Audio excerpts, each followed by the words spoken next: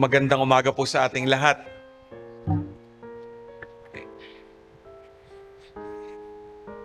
You know, in the Old Testament, for the Israelite people, given the establishment of their covenant with God, no, what was sort of handed over to them, given God's fidelity, and of course, His saving grace when they were liberated from Egypt, no, and they were able to travel to the wilderness, no, on to the promised land, was basically the handing over of the law. They call this the Torah, no, in Hebrew, no. And we heard in our first reading in the book of Deuteronomy, again, no, coming from Moses, no, the importance of observing the law. He said, observe the commandments God gave you, no.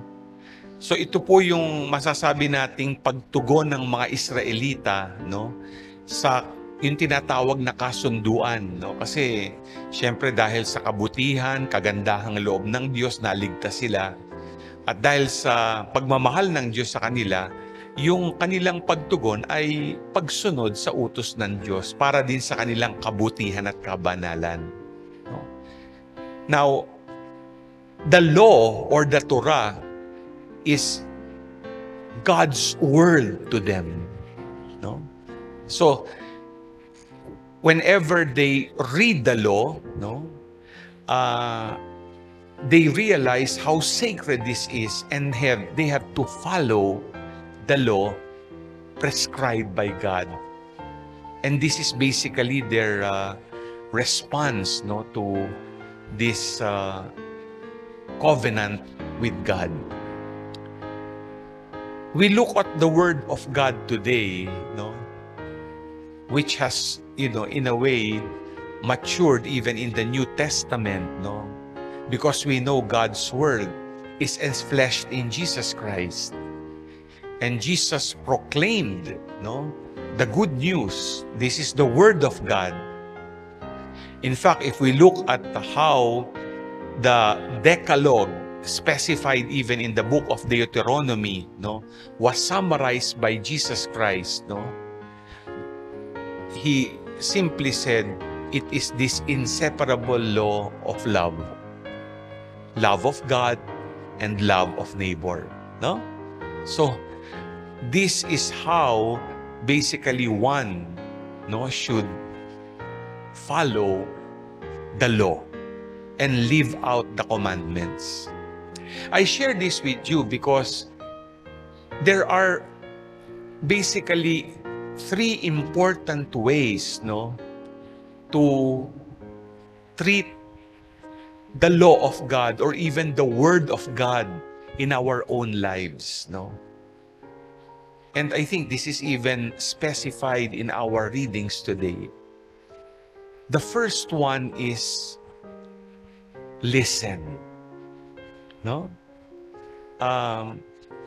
Yung pakinggan yung salita ng Diyos, hindi lang ng tenga kundi ng puso.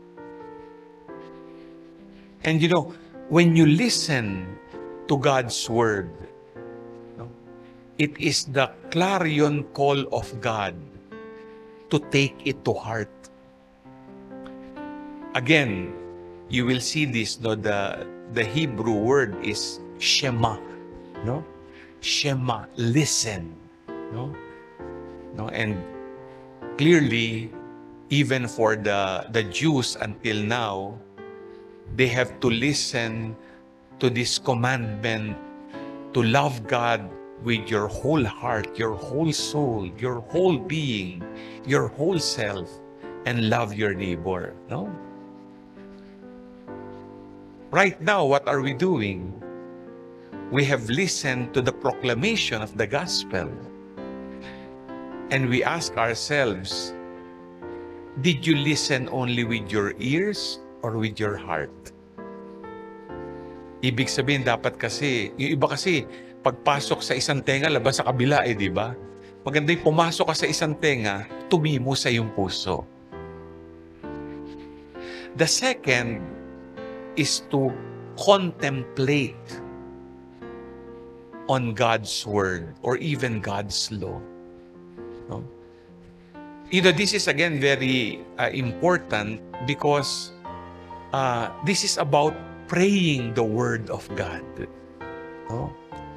Kasi alam nyo, pag napakinggan natin, tumimo sa ating puso, ibig sabihin may malalim na pag-unawa.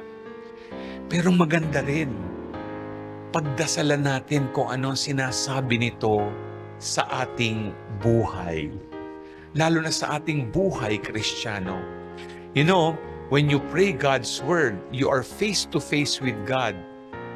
And not only face to face with God who tells you how you have been in your Christian life when you pray, but again, it is also a moment of self-examination where God speaks in your conscience when you pray and tells you whether you have become a good Christian or not. Kaya, halimbawa ngayon, we are celebrating this Eucharist, the highest form of prayer. This is a moment of contemplation. Like, we know that the first part of the Mass is the liturgy of the Word, di ba? Right now, we're celebrating that. And as you are listening to the Word of God after it has been proclaimed and as we're trying to reflect on it, contemplation is operative. So I invite you to pray over God's Word and see how this has impacted your life. Finally, the third is witness. And this basically has been echoed in our two readings, the second reading and the Gospel. St. James tells us, do not just be hearers of the Word, but doers of the Word. Meaning to say, you have to make the Word flesh in your life. You have to live it out. Kaya nga, di ba, when we have the Ten Commandments, we have the law of love, love of God, love of neighbor, summarized by Jesus. What is that telling us? Are you living out the commandments? The problem of the Pharisees in our gospel, is they were experts in the law. Alam nila, kasi halimbawa, for them, one very clear law is that they should not touch something unclean. Because when they touch something unclean, this will affect their spirituality, their life. Kaso nga lang, that was focused on the external observance of the law. Di ba kaya nga dito sa ating gospel, we heard of they had this ritual washing. Palagi sila naghuhugas ng kamay kasi binatikos nga nila yung mga disipulo ni Jesus. Di ba? Ito mga hindi naghuhugas ng kamay, lumalabag sa batas.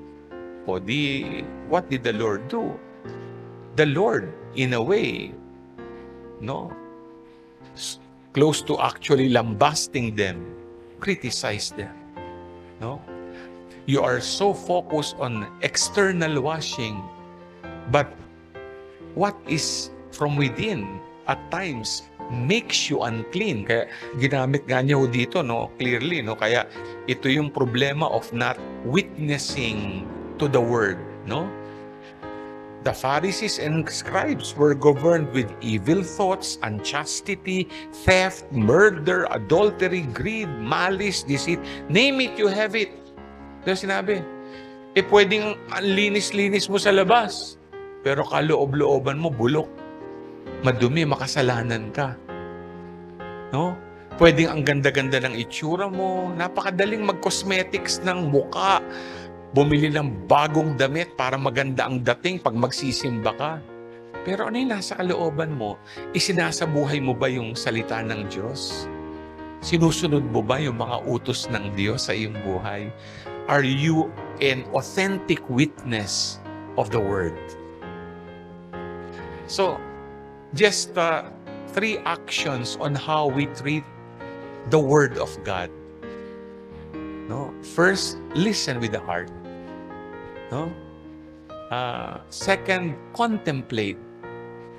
pray deeply on the message of God's Word and see whether you are following what the law prescribes in your life. And third, be an authentic witness. Do not be simply hearers, but doers of the good news. Amen.